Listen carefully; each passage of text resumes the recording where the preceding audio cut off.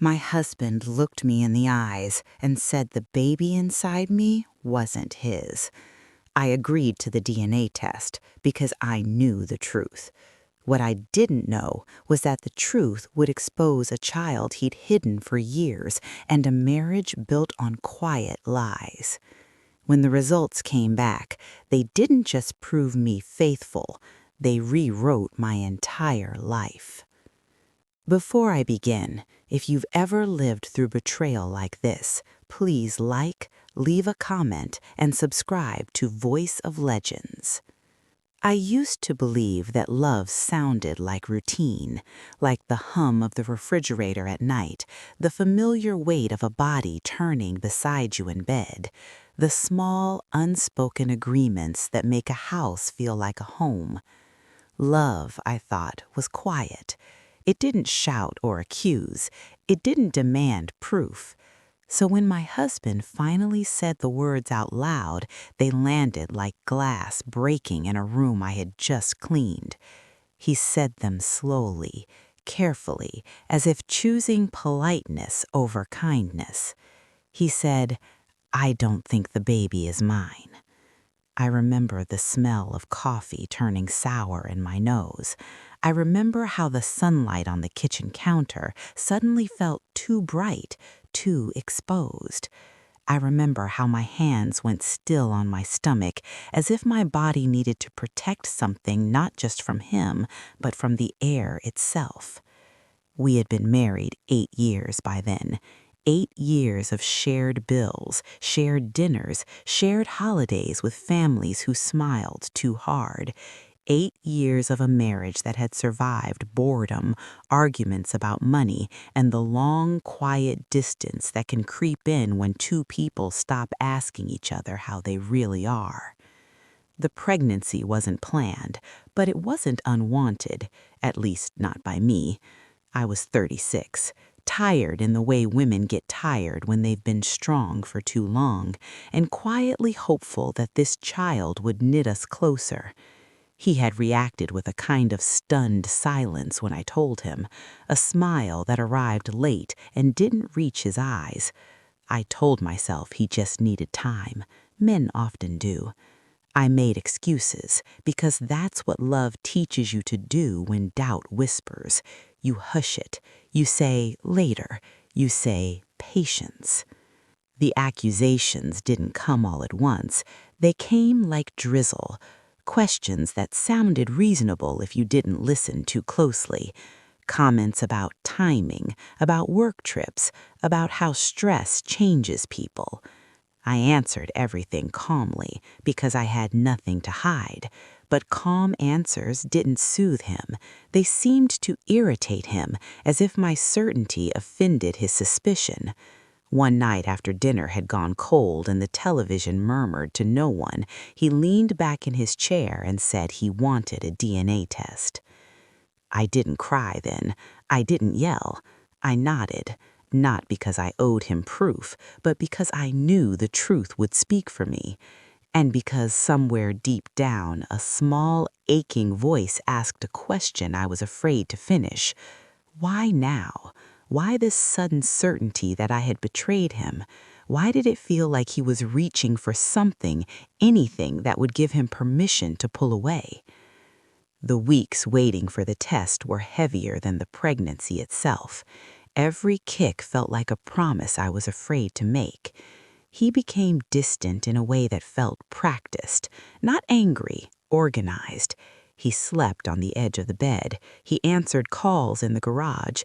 When I asked what he was thinking, he said he was tired. When I asked if he still loved me, he said, of course, but his eyes slid away as if the word had edges he didn't want to touch. My mother called every Sunday. I told her everything was fine. I said it with a smile she couldn't see, with a voice that had learned to lie gently. Friends asked how the pregnancy was going. I said, wonderful. I learned how to separate my body from my heart, how to cradle one while bracing the other for impact. At night, I talked to the baby in whispers, telling them they were wanted, telling them I would keep them safe, even if I didn't yet know what that would cost me. The day of the results arrived with no ceremony. A plain envelope, a sterile email notification. He insisted we open it together. We sat at the kitchen table where we once planned vacations and argued over paint colors.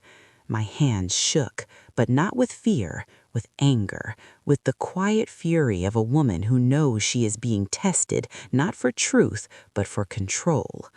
When the results confirmed what I had always known, that he was the father, there was no relief in the room, no apology, no collapse of shame. Instead, he went very still.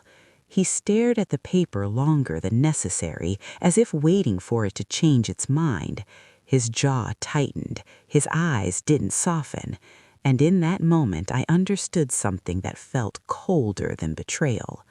The test hadn't been about me. It had never been about me. It had been a door he hoped would open, a door labeled escape, and now that it was closed, he looked almost disappointed. "I guess that settles it," I said, my voice steady in a way that surprised even me. He nodded, folded the paper, and stood up. "I need some air," he said. That night he didn't come to bed. I lay awake listening to the house, to the way silence can become a language if you let it. I replayed every moment of the past year, searching for clues I had ignored. And then, just before dawn, when the sky is its most honest shade of gray, a thought surfaced that I could no longer push away. If he was so ready to believe I had been unfaithful, if he was so eager to prove the baby wasn't his, maybe it was because he knew what it looked like to hide something. The realization didn't explode. It seeped. It filled the cracks quietly. Over the next few days, I watched him differently. I noticed how he flinched when his phone buzzed, how he avoided talking about the future, how the relief I expected never arrived.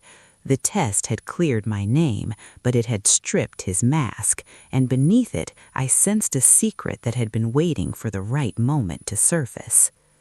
I didn't confront him right away. Pregnancy teaches you patience in a way nothing else does. It slows you down. It makes you listen to your body, to the truth of what you can and cannot carry. I gathered small pieces instead. Late-night calls he took outside, a name I didn't recognize that appeared more than once, a tone in his voice that was gentle in a way he hadn't been with me for months. One afternoon, while folding laundry, I found a receipt tucked into a jacket he rarely wore. A child-sized jacket, the kind you buy when you're not shopping for yourself. My hands stopped. The room felt too small. I sat down on the edge of the bed and pressed the paper flat, reading it again and again as if repetition would turn it into something else. It didn't. That was when I knew, not with proof, not with facts I could present in a neat line, but with the kind of knowing that settles into your bones and refuses to be ignored. The DNA test had told one truth, another was waiting, and it was heavier. It carried years in it. It carried a child's laughter somewhere I had never been invited. That night I didn't ask questions. I watched him eat. I watched him avoid my eyes. I watched the space between us widen until it felt intentional. And as I lay in bed, one hand on my stomach, I made a promise to myself. I would not beg for honesty. I would not scream for answers. I would let the truth come to me, because I had learned something important. Lies are impatient. They reveal themselves when you give them time. The hardest part about knowing something is wrong is pretending you don't. I went through the next few weeks moving carefully, like someone walking across a frozen lake, listening for cracks beneath every step. My husband acted as if the DNA results had put everything back where it belonged. He was suddenly kinder, more attentive in public, eager to be seen as the man who had doubted but accepted the truth. To anyone watching from the outside, we looked repaired, but inside our house, something had shifted permanently. Trust doesn't snap back into place just because facts are proven. It bruises, it limps. I noticed how he would volunteer to run errands he never cared about before, groceries he didn't need, hardware supplies that took hours. I noticed how his phone never left his pocket anymore, not even on the counter while he showered. And I noticed how, when he spoke to me about the baby, he sounded careful, rehearsed, like someone learning lines to a role he hadn't wanted but had been cast in anyway. He touched my stomach, but the tenderness felt borrowed. Pregnancy sharpens your instincts. Maybe because your body is already doing something miraculous, it becomes less tolerant of dishonesty. I began to remember things I had dismissed years ago. A friend he used to mention casually, always in passing. Weekend trips he took alone before we were married, trips that had stopped abruptly once we moved in together. A birthday card I'd once seen on his desk, signed in a child's uneven handwriting that he'd brushed off as a niece's. At the time, I'd accepted that explanation without a second thought. Love makes you generous with belief. I didn't go digging through his phone, not because I couldn't, but because I didn't need to. The truth was already leaning toward me, heavy and impatient. Instead, I waited for the moment when his guard would slip. It came on an ordinary Tuesday evening.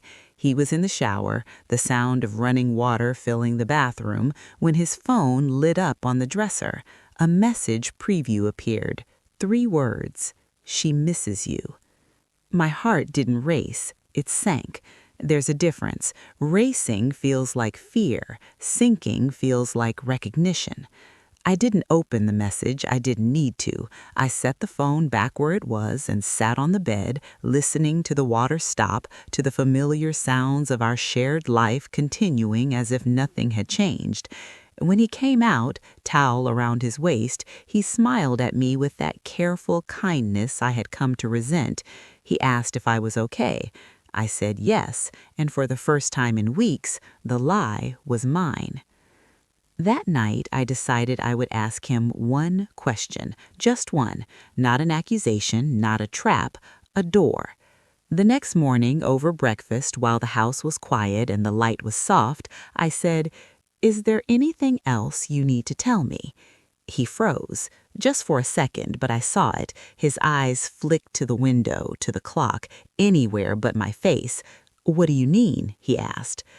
"I mean," I said slowly, "we've been through a lot.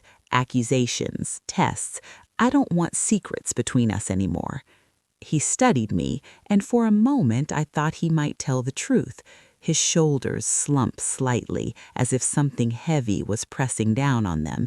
Then he straightened. "No," he said, "there's nothing else." The lie settled between us like dust. A week later, I found out by accident, or maybe there are no accidents when it comes to things that want to be known. I was at the grocery store, moving slowly through the aisles, my body tired in that deep, pregnant way, when I heard his name, not spoken the way friends speak it, spoken carefully, protectively. I turned and saw a woman standing a few feet away, her hand resting on the shoulder of a little boy no older than 6. He had my husband's eyes.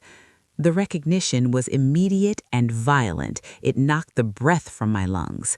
The woman noticed me staring and frowned slightly, pulling the child closer to her. I didn't approach them. I couldn't. I stood there, frozen between the cereal boxes and the dairy aisle, while a lifetime of lies rearranged themselves in my mind. I didn't need introductions. I didn't need explanations. The truth stood there in sneakers and a bright blue jacket, swinging his legs and asking for cookies. I left the store without buying anything. I sat in my car and cried until my chest hurt, until the baby inside me shifted as if asking what was wrong. I pressed my forehead against the steering wheel and let the grief wash over me in waves. Not just grief for myself, but for that child, for the years my husband had lived a parallel life, for the woman who had accepted being hidden, for the family I thought I had that had never truly existed. When my husband came home that evening, I didn't raise my voice. I didn't throw anything. I told him where I had been. I told him what I had seen. I told him I knew. The color drained from his face so quickly it startled me. He sat down heavily as if his legs had given out beneath him. "It's not what you think," he said automatically, the way people do when they know it is exactly what you think. "How old is he?" I asked. He closed his eyes. 6. The room felt impossibly quiet. "I accused you of cheating while you were raising another child." Tears filled his eyes then. Real tears, I think, but tears don't undo years. He told me a story that sounded rehearsed, a mistake from before we were married, a woman who didn't want to disrupt his life, an agreement to keep things separate. He said he had provided financially. He said he had been present when he could. He said he was afraid to tell me, afraid I would leave. I listened without interrupting. When he finished, I placed my hand on my stomach, grounding myself in something honest and growing and alive. "You took my dignity away," I said quietly. "You let me defend myself against a lie while you hid the truth." He reached for me. I stepped back. That night, I slept alone again, but this time it felt different. This time, the space wasn't empty, it was clear. I didn't make decisions right away. Pregnancy doesn't allow for impulsive heroics. I consulted a lawyer. I spoke to a therapist. I told my mother the truth and listened as her silence mirrored my own shock.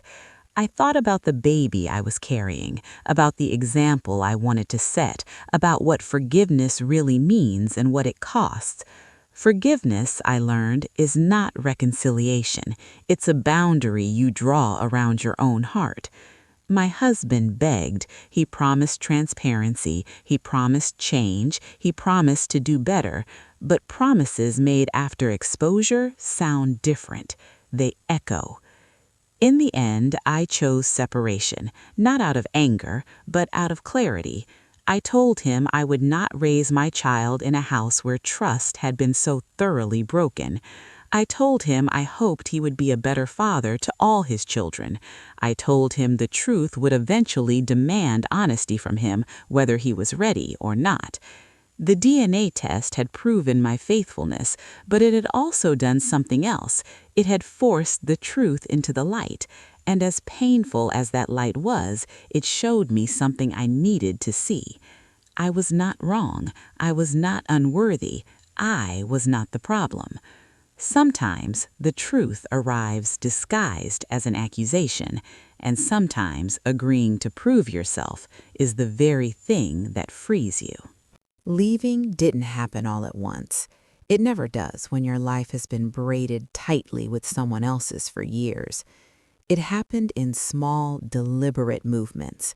A suitcase placed by the door, clothes folded with care, not rage, important documents gathered into a folder I kept close, as if paper could offer protection.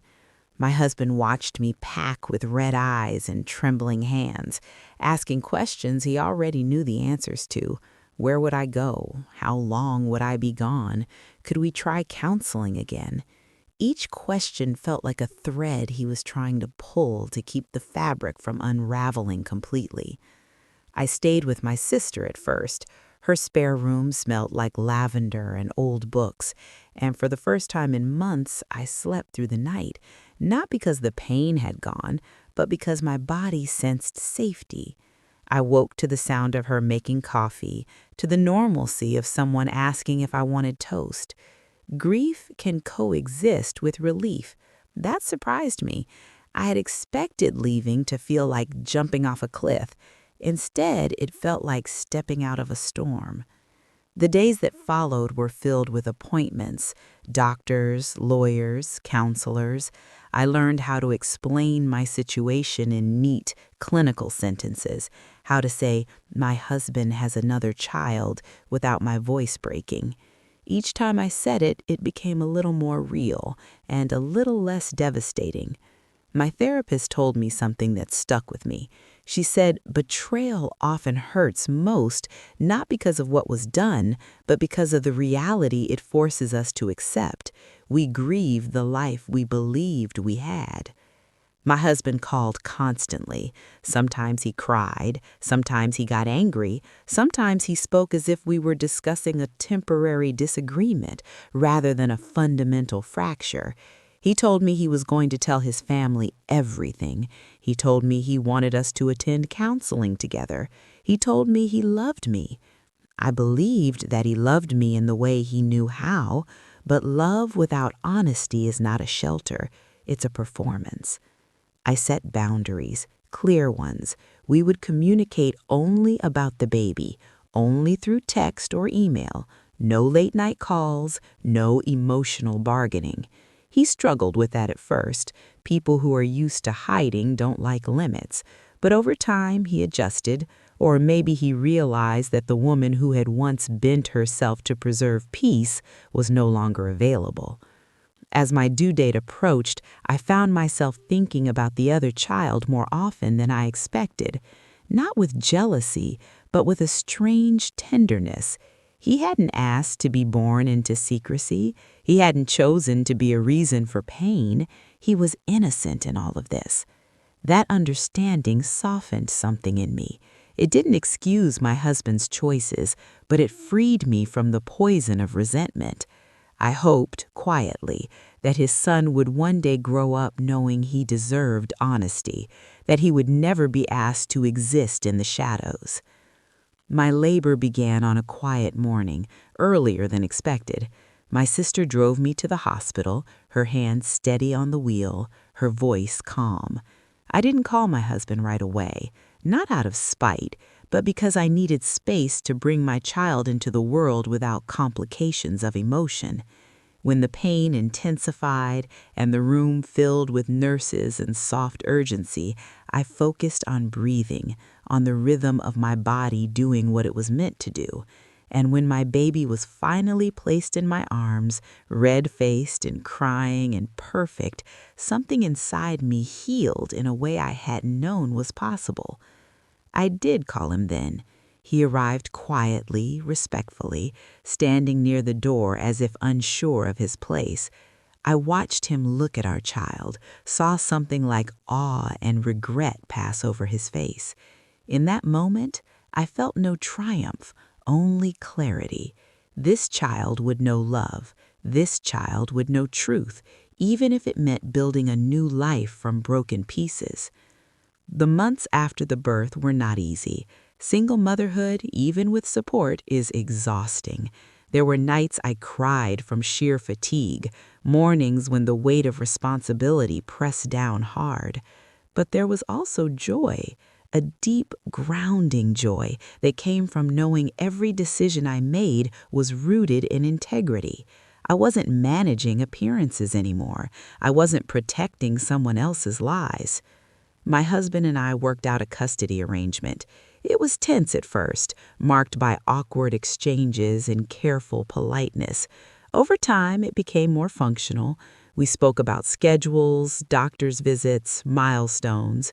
We didn't speak about the past. Some doors once closed are meant to stay that way.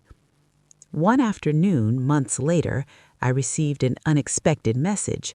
It was from the woman I had seen in the grocery store, the mother of my husband's other child.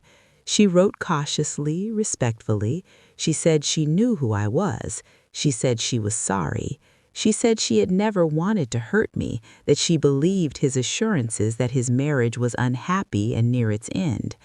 I read her words slowly, feeling the familiar sting of shared deception. I responded with honesty. I told her the truth as I knew it. I told her I hoped her son was well. We didn't become friends, but we acknowledged each other's humanity. That mattered. As time passed, the sharp edges of the betrayal dulled, not disappeared, but softened. Healing isn't about forgetting, it's about integrating, about letting the scar remind you of your strength rather than your pain. I rebuilt my life piece by piece. I returned to work. I made new routines. I laughed again, sometimes surprised by the sound of it. I learned something important through all of this. Trust is not blind faith. It's a mutual commitment to truth. And when that commitment is broken, the bravest thing you can do is walk towards reality, even when it's painful, especially when it's painful. The DNA test that once felt like an insult became a turning point. It exposed a secret, yes, but it also exposed my resilience. It showed me that I could survive the unthinkable, that I could choose dignity over denial, and that sometimes the truth that breaks you open is the same truth that sets you free.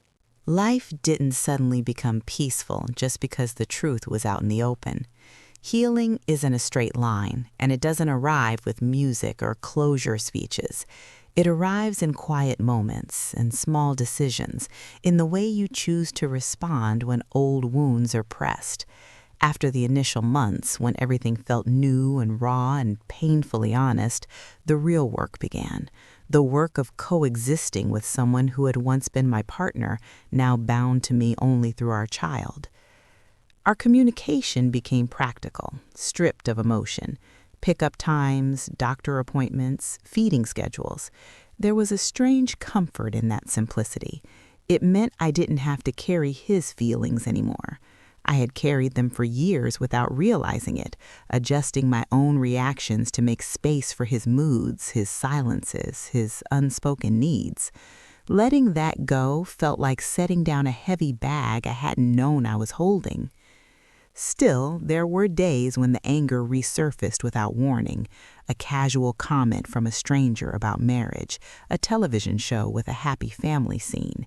Even the way people praised him for stepping up as a father would sometimes sting. They didn't know the full story. They didn't know what it had cost. I learned that not everyone needs to know your truth. Some truths are for your own protection.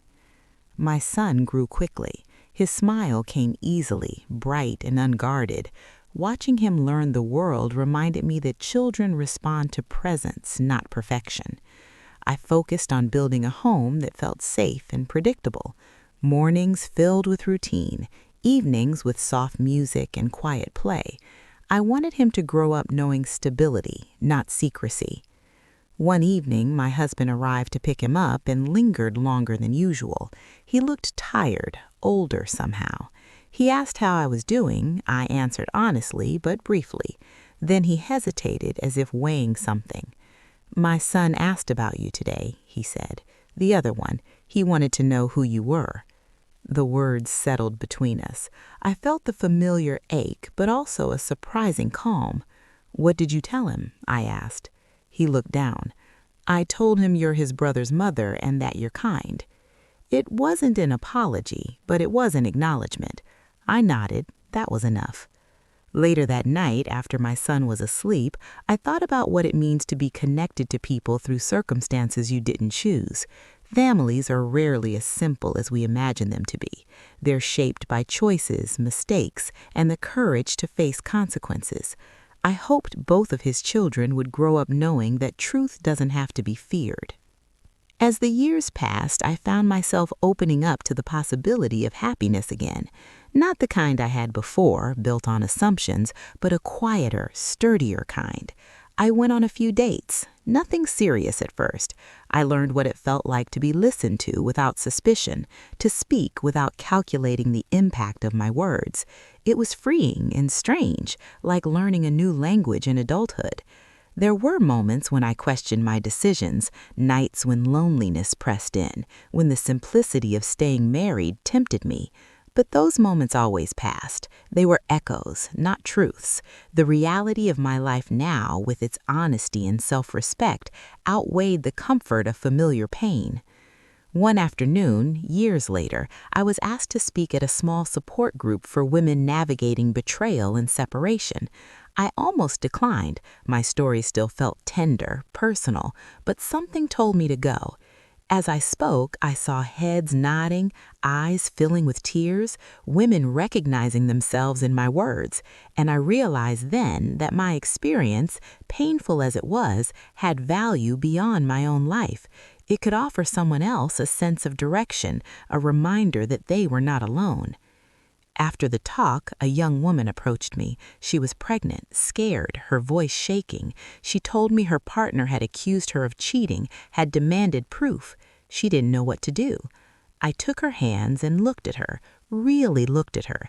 "The truth will protect you," I said, "even if it changes everything." That night, as I put my son to bed, I felt a deep sense of gratitude, not for the betrayal, not for the pain, but for the clarity it had given me, for the strength it had uncovered, for the life I had built from honesty. Sometimes people ask if I regret agreeing to the DNA test. I don't. It was the catalyst that brought the truth into the light. It showed me who I was married to, and more importantly, who I was becoming. It taught me that self-respect is not loud, it's firm, it's quiet, it's walking away when staying would mean shrinking yourself.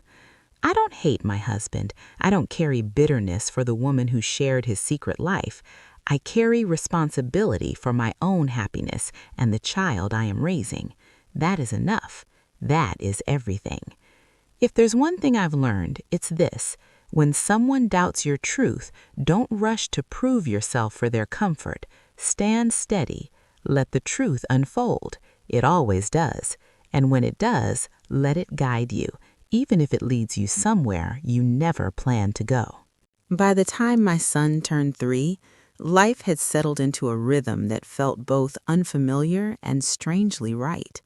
The chaos that once defined my days had softened into something steady. Mornings began with small hands tugging at my sleeve, with laughter over spilled cereal, with the simple certainty that someone needed me completely. Motherhood had anchored me in a way nothing else ever had. It left little room for self-pity, but it made space for purpose. My ex-husband remained present, consistent in a way that surprised me. He showed up on time, he attended school events, he learned how to braid hair badly and pack lunches awkwardly. I watched him grow into fatherhood with our child, while knowing he had already been a father long before me. That knowledge still stung, but it no longer burned. It existed now as a fact, not a wound. One afternoon, during a custody exchange, he mentioned that his older son wanted to meet his brother.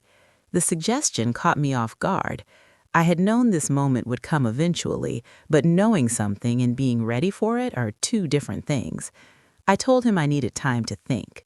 That night, after my son was asleep, I sat in the quiet living room and considered what was being asked of me. This wasn't about forgiveness or reconciliation. It was about children who shared blood and deserved truth. I thought about how secrecy had poisoned my marriage, how lies, even those told with good intentions, had caused lasting harm. I didn't want that legacy to continue. So I agreed. We planned a meeting at a park on neutral ground, sunlight and open space between us. When the day arrived, my heart beat faster than it had in years, not with fear, but with anticipation. The boys met cautiously at first. My son clutched my leg, curious but unsure. The other boy stood close to his mother, his eyes wide and searching. They didn't look alike in the obvious ways, but there was something shared in their expressions, a familiar tilt of the head that made my chest tighten. Children have a way of bypassing the complicated emotions adults carry. Within minutes, they were chasing each other across the grass, laughter ringing out like a promise. I spoke briefly with the other mother. It was awkward but respectful. We talked about school schedules, favorite snacks, bedtime routines, ordinary things, human things. There was no accusation left between us, only the shared understanding that we were both navigating the consequences of someone else's choices. As I watched the boys play, I felt a quiet resolve settle in me. I would not let bitterness shape this moment. After that day, life continued forward, slowly, carefully. I focused on my career, taking on projects I had once postponed for the sake of keeping peace at home. I discovered a confidence I hadn't known before, one rooted not in approval, but in self-trust. I stopped apologizing for needing clarity. I stopped shrinking my questions to keep others comfortable. There were moments when grief resurfaced unexpectedly. A song we used to love, a photograph from our early years together. I allowed myself to feel those moments fully, without judgment. Healing doesn't mean erasing the past, it means making room for it without letting it control you. I began dating again, cautiously. I learned to recognize red flags not as challenges to overcome, but as information to respect. I valued honesty above charm, consistency above intensity. When someone asked about my past, I told the truth without embellishment or shame. My story wasn't a liability, it was a testament. One evening, while cleaning out old files, I came across the DNA test results. The paper had yellowed slightly at the edges. I held it in my hands for a long moment, remembering how terrified and resolute I had felt opening that envelope, how I had believed it would either save my marriage or destroy it. I realized then that it had done neither. What it had done was reveal reality, and reality, once faced, had given me freedom. I shredded the paper and threw it away. That night, as I tucked my son into bed, he asked a question that caught me off guard. "Mom," he said softly, "why don't you live with Dad?"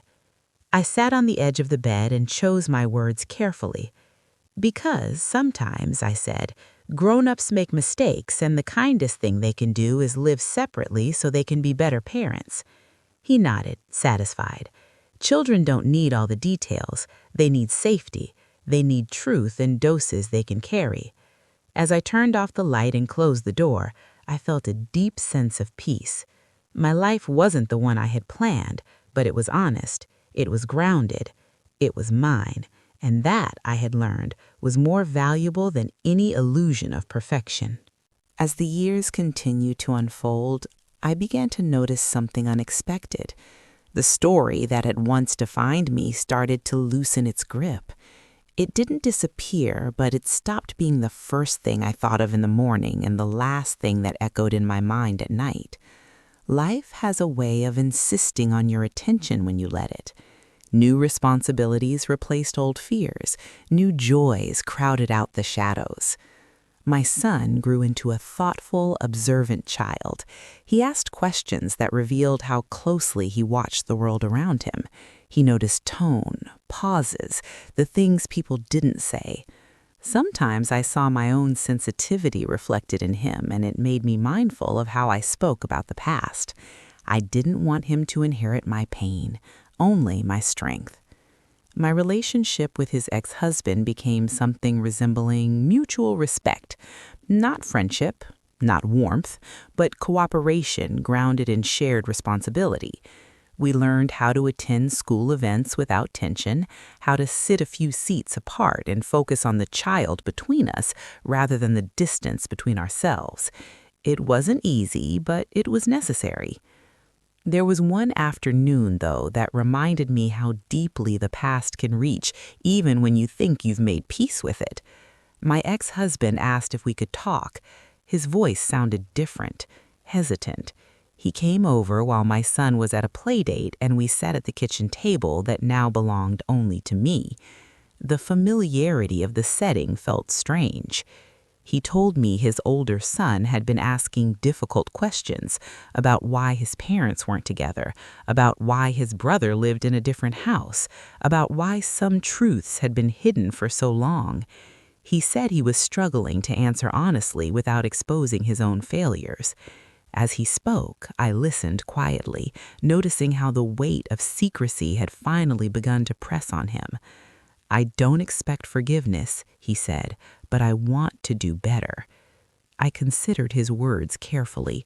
People often confuse doing better with feeling better. "Then tell the truth," I said, "not just the parts that make you look less guilty, all of it." He nodded, tears gathering in his eyes. In that moment, I felt neither anger nor satisfaction, only the steady calm of someone who had already done the hard work of choosing honesty for herself. I had nothing left to prove.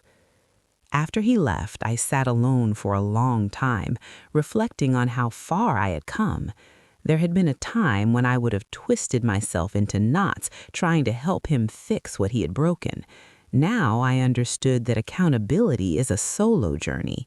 Support doesn't mean sacrifice. Around that same time, I was offered a promotion at work.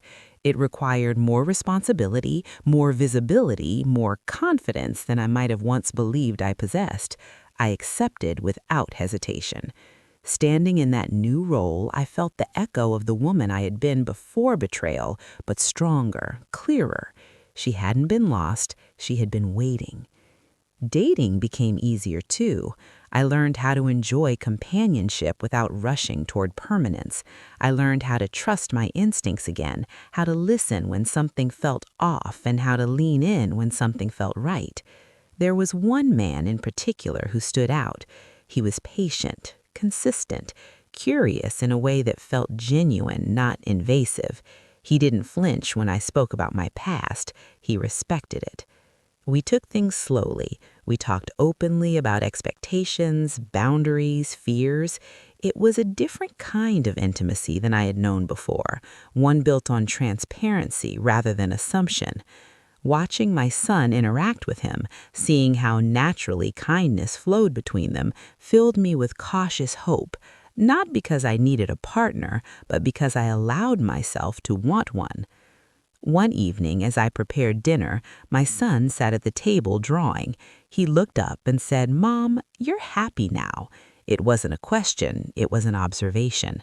I paused, knife in hand, and felt the truth of his words settle over me.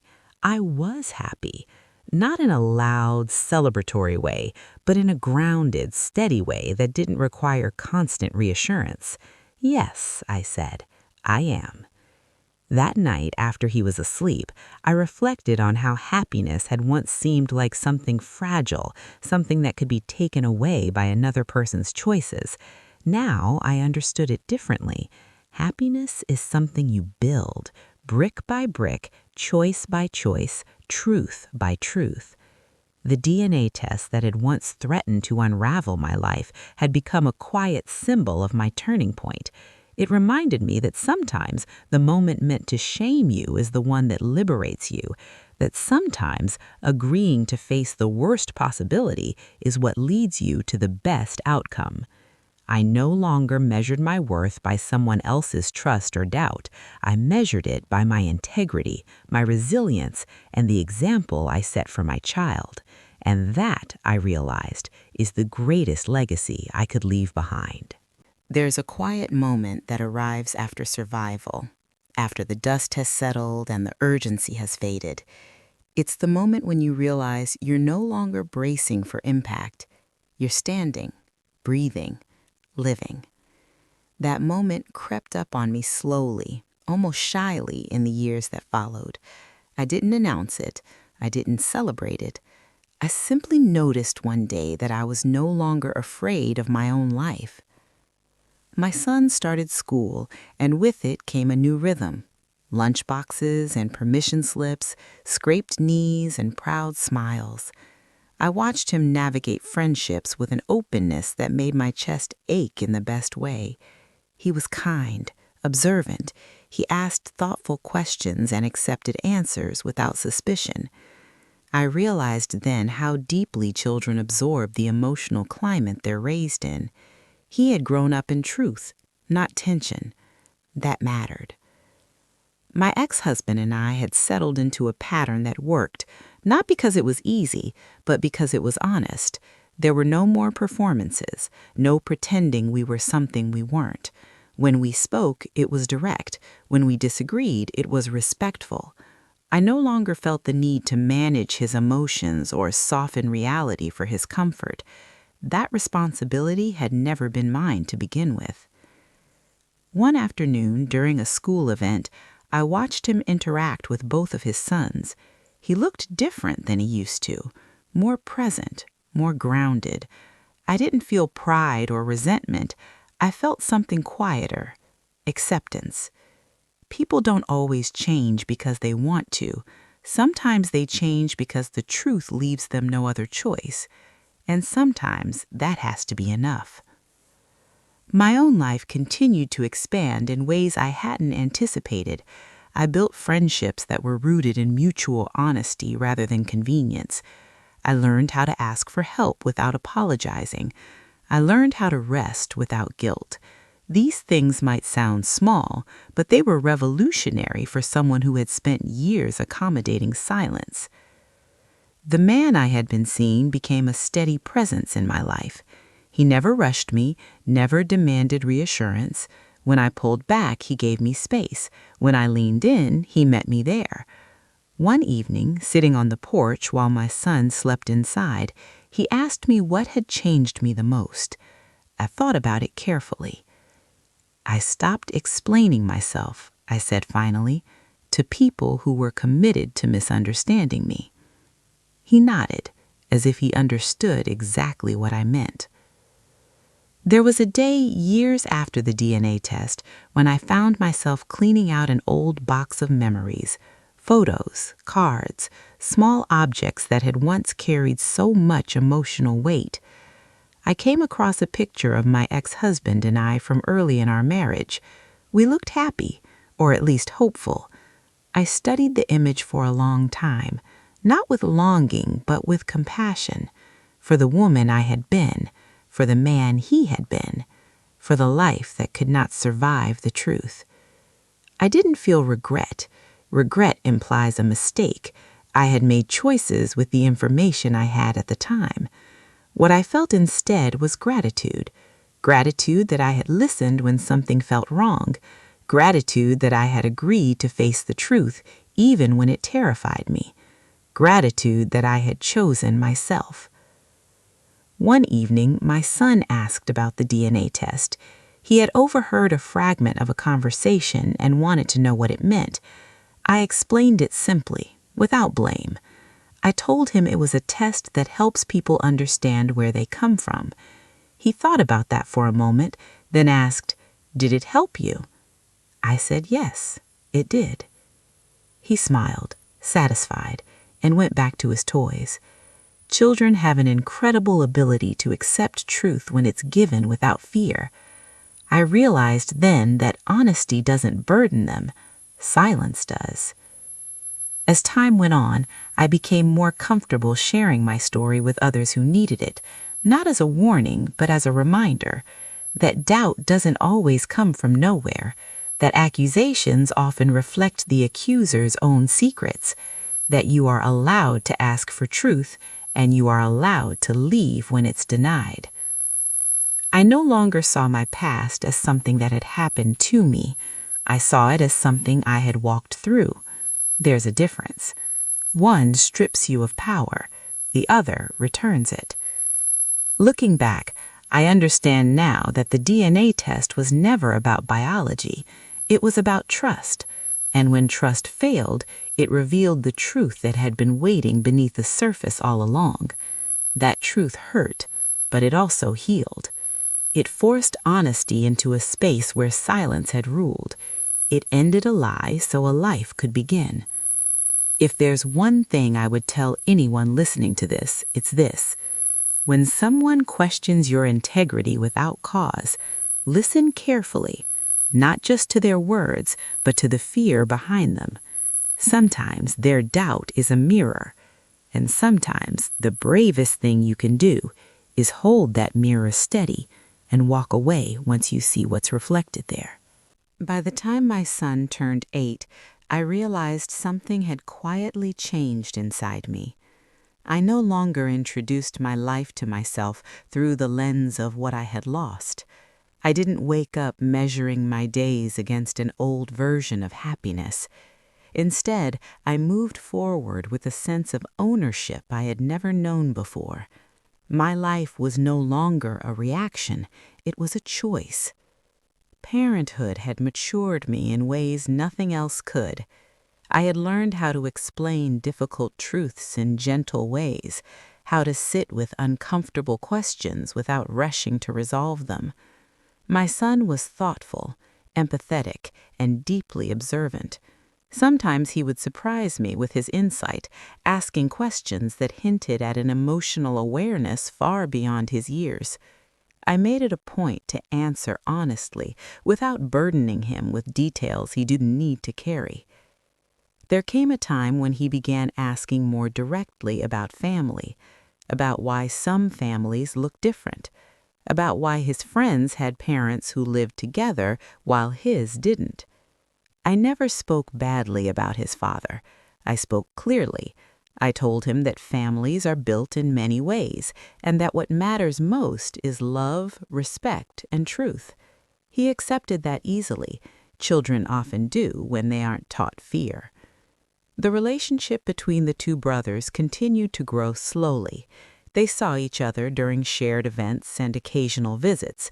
There was no forced closeness, no pressure to bond instantly. I allowed it to unfold naturally. Watching them together stirred complicated emotions in me, but also something grounding. They were innocent of the past. They deserved a future untouched by secrecy. There was one moment, though, that tested everything I thought I had healed. It happened during a school event where both boys were present. A teacher, unaware of the full situation, referred to me casually as their mother. The room seemed to tilt for a brief second. I corrected her gently, without embarrassment or anger. But later, alone in my car, I sat quietly and breathed through the old ache that had resurfaced. Healing doesn't erase sensitivity. It gives you tools to handle it. That evening, I reflected on how far I had come. Years earlier, a single accusation had shaken my sense of self. Now I could face moments of confusion and misunderstanding without collapsing. That was growth. That was resilience. And it didn't come from pretending the pain hadn't existed. It came from honoring it, learning from it, and letting it shape me without defining me. The man who had become my partner over time remained steady and patient. He never tried to replace my son's father or step into a role that wasn't his. He respected boundaries without resentment. When my son asked questions, he answered with honesty and warmth. Watching that relationship develop taught me something important. Love that is healthy doesn't demand space, it offers it. There was a night after my son had gone to sleep when I sat alone and allowed myself to grieve fully for the last time, not because the pain had vanished, but because I had finally integrated it into my story. I cried for the woman who had once believed love meant silence. I cried for the years spent doubting my instincts, and then, gently, I let it go. I realized that agreeing to the DNA test had been an act of courage I hadn't recognized at the time. I hadn't known it then, but I was choosing truth over comfort, clarity over denial. That decision had altered the course of my life in ways I couldn't have imagined. It had stripped away illusion and replaced it with something far more valuable: self-respect. People sometimes ask me if I would make the same choice again, knowing how much it would cost.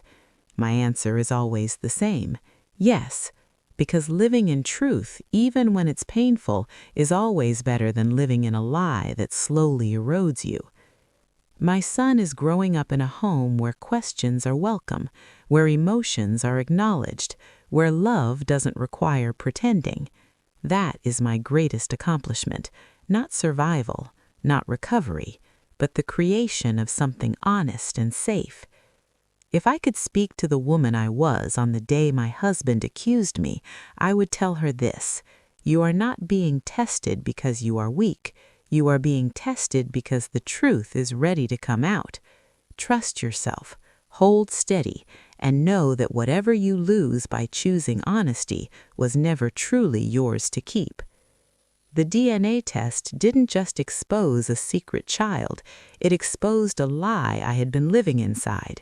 And once that lie was gone, there was room for something better. a life built on truth, a future shaped by choice, and a sense of peace that no accusation could ever take away. As my son moved into his teenage years, I began to see the deeper impact of the choices I had made long ago. Teenagers are perceptive in ways that can be unsettling. They notice inconsistencies, they test boundaries, they ask questions not just to get answers, but to understand who they are in relation to the people who raise them. I approached those years with honesty as my anchor, knowing that anything less would eventually surface. There was a night when he sat across from me at the kitchen table, homework pushed aside, his expression serious in a way that made my heart tighten. He asked about trust, about how you know when someone is telling the truth. It wasn't framed as a personal question, but I recognized it for what it was, a reaching, a search for guidance. I told him that trust isn't built on promises or words alone. It's built on patterns, on whether someone's actions align with what they say, on how they behave when it's uncomfortable. I told him that when something feels wrong, it's worth paying attention to that feeling rather than silencing it. He listened quietly, absorbing more than he let on. In that moment, I felt a quiet pride. Not because I had all the answers, but because I had created a space where questions were safe. My ex-husband remained part of his life, but their relationship grew more complex as my son matured. Children eventually see their parents not as heroes or villains, but as flawed humans. I didn't interfere with that process. I trusted my son to form his own understanding, guided by his own experiences. When he came home confused or upset after visits, I listened without commentary. Sometimes being present is the most powerful response. There was a day when my ex-husband called me unexpectedly. He sounded strained. He told me his older son had learned the full truth about his birth and the years of secrecy. The revelation had shaken him deeply. He asked if I had any advice. I paused before answering, choosing my words carefully. "Tell him the truth," I said, "and let him feel whatever he needs to feel. You don't get to rush his healing." After we hung up, I sat quietly, reflecting on how roles shift over time. Once I had been the one blindsided by truth. Now I was the one offering clarity, not out of superiority, but out of hard-earned wisdom. My own relationship continued to evolve in healthy ways. We didn't rush milestones. We talked openly about fears, expectations, and boundaries. When disagreements arose, we addressed them directly rather than letting them fester. I learned that conflict doesn't have to mean instability. It can be a path to deeper understanding when handled with respect. One evening, my partner asked me if I ever felt afraid of trusting again. I thought about it carefully. I said, "I'm not afraid of trusting. I'm afraid of ignoring myself, and I don't do that anymore." That realization felt like a milestone. It marked a shift from vigilance to confidence. I no longer watched for betrayal in every shadow. I trusted my ability to respond if it ever appeared again. That trust in myself was the most valuable thing I had gained. As the years passed, the story that had once consumed my life became something I carried lightly. I shared it when it was helpful. I set it aside when it wasn't. It no longer demanded constant attention. It had found its place. There came a moment during a quiet walk alone when I realized I felt no anger toward my ex-husband. Not forgiveness in the traditional sense, but neutrality. His choices were his. My life was mine. That separation felt clean, final, and deeply freeing. I thought about the DNA test again, about how that single piece of paper had altered the trajectory of so many lives. It had exposed a secret, yes, but it had also given everyone involved the opportunity to live more honestly. Painful truth is still truth, and truth, once acknowledged, has a way of reorganizing your life around what actually matters. I had built a home rooted in openness. I had raised a child who valued integrity. I had learned how to love without losing myself. These were not small accomplishments. They were the result of choices made under pressure, of courage exercised quietly. If my story offers anything to those listening, I hope it's this. When someone casts doubt on your integrity, don't rush to defend yourself for their sake. Stand in your truth. Let it speak. And when it does, listen to what it reveals, not just about them, but about the life you deserve to live. Time has a way of smoothing the sharpest edges, but it also sharpens your understanding. By the time my son reached the age where he was preparing to leave childhood behind, I realized that the story I once thought was about betrayal had always been about choice. Not my husband's choices, not the hidden child, not even the accusation that shattered my sense of safety, but mine. The choices I made when the truth arrived uninvited. The choices I made when staying would have been easier than leaving. The choices I made every day after, quietly, consistently. My son and I had developed a rhythm that felt sacred. Evenings often ended with long conversations, sometimes about school, sometimes about nothing in particular. One night, as we sat together folding laundry, he asked me something I hadn't expected. He asked if I was ever afraid that telling the truth would hurt people. I smiled softly because the question carried so much of what I had learned the hard way. Yes, I told him, the truth can hurt, but lies hurt longer. He nodded slowly, letting that settle. I knew then that he was absorbing lessons not from lectures, but from the way I lived. Children don't remember every word you say, but they remember how you respond when things are hard. They remember whether you choose honesty or comfort. I had chosen honesty, even when it dismantled the life I thought I wanted, and that choice had built a better one. My ex-husband and I had reached a place of calm distance. We spoke rarely, and when we did, it was respectful. There were no lingering emotional debts, no unresolved arguments, just the shared responsibility of raising a child who deserved stability. I watched him evolve in his own way, learning to live without hiding, without splitting himself into separate lives. That growth was his to carry. I no longer measured my healing against his progress. One afternoon, while cleaning the house, I came across an old journal from the early days after the DNA test. I hadn't opened it in years. The pages were filled with raw emotion, fear, anger, confusion. I read them slowly, recognizing the voice of a woman who had been brave before she realized it. She hadn't known how things would turn out. She had only known that something was wrong and that ignoring it would cost her more than facing it.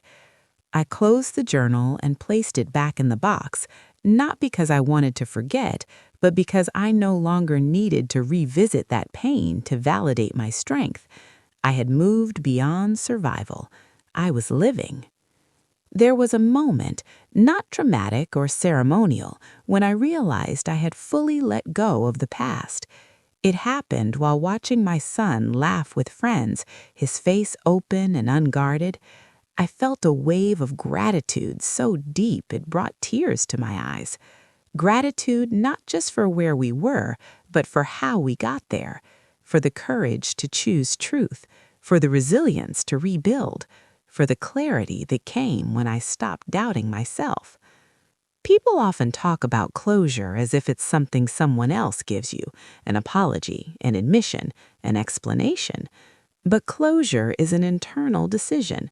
It's the moment you stop waiting for someone else to make sense of what happened. It's when you accept that understanding doesn't require agreement and healing doesn't require permission. The DNA test had once felt like a threat to my identity. Instead, it became a mirror. It showed me who I was when pushed, when questioned, when forced to stand alone. And I liked that woman. She was steady. She was honest. She trusted herself. As I look back now, I don't define my life by the betrayal I experienced, but by the integrity I chose in response. That distinction matters. It transforms pain into purpose. It turns survival into wisdom. If you are listening to this and standing at the edge of a truth you're afraid to face, I want you to know something. You are stronger than the story you're trying to protect. The truth may change your life, but it will not destroy you. What destroys us is staying silent when our spirit is asking to be heard. My life didn't turn out the way I once imagined. It turned out better because it's real, because it's honest, because it's built on the unshakable foundation of self-respect. And that, I've learned, is the one thing no accusation can ever take from you. There are moments in life when you realize the story has finally settled inside you, not as something heavy you carry, but as something solid beneath your feet. That understanding came to me quietly, not during a confrontation or a dramatic milestone, but on an ordinary morning as sunlight filled the kitchen and my son rushed out the door, late as usual, laughing and full of life. I stood there holding my coffee, watching him go, and felt an overwhelming sense of peace. Not relief, peace. I understood then that the chapter defined by betrayal had truly ended, not because everyone involved had changed or because the past no longer mattered, but because it no longer controlled how I moved through the world. I wasn't reacting anymore. I was choosing. My son, now nearly grown, carried himself with a confidence that came from knowing who he was and where he stood. He knew our story, not in painful detail, but in truth. I had shared it carefully over time, age by age, never as a weapon against his father, never as a warning, but as context, as honesty. He knew that people can love you and still fail you. He knew that integrity is revealed not when things are easy, but when they fall apart. One evening, not long before he left for college, he sat beside me on the couch and thanked me. The word caught me off guard. He said, "Thank you for choosing yourself and me." My throat tightened because children don't say things like that unless they feel safe enough to reflect. I hugged him, knowing that every difficult decision I had made years ago had led to this moment of clarity between us. My ex-husband remained part of our extended story, but no longer the central figure. He had his life, his responsibilities, his reckonings. I wished him no harm. I also wished him no special place in my emotional landscape. That space was reserved for the people who showed up honestly, consistently, and without secrets. The hidden child, now grown as well, had begun forging his own path. I heard updates occasionally, always filtered through layers of distance. I hoped he found peace. I hoped he never learned to measure his worth by the circumstances of his birth. Some wounds are inherited, but they don't have to define the future. As for me, I had built a life that felt aligned. My work fulfilled me. My relationships were grounded in communication and respect. I no longer mistook intensity for intimacy or confusion for passion. Love, I learned, is quiet in its safety.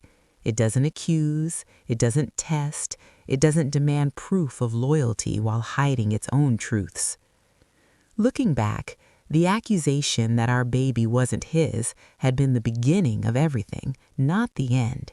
It had felt like an attack on my character, my body, my very sense of self. But in reality, it was a projection, a fracture revealing itself. The DNA test didn't just confirm biology, it exposed a pattern of deception that had existed long before I ever suspected it. That truth gave me back my voice. If there is one lesson I carry forward, it is this. Never let someone else's doubt become your self-questioning. When you know who you are, when you have lived honestly, let the truth stand without begging it to be believed. Truth doesn't need persuasion, it only needs time. I once thought strength meant holding things together at any cost. Now I know strength is knowing when to let something fall so you can build again, properly, from the ground up. I know now that betrayal doesn't make you weak. Staying silent about it does. To anyone listening who has been accused unfairly, who has been asked to prove their innocence while carrying someone else's secrets, I want you to hear this clearly. You are not responsible for protecting a lie that isn't yours. You are allowed to choose truth, even when it changes everything. My story ends not with revenge, not with bitterness, but with clarity, with a life lived openly, with a child raised in honesty, with a woman who trusts herself fully. And that is how I know I won.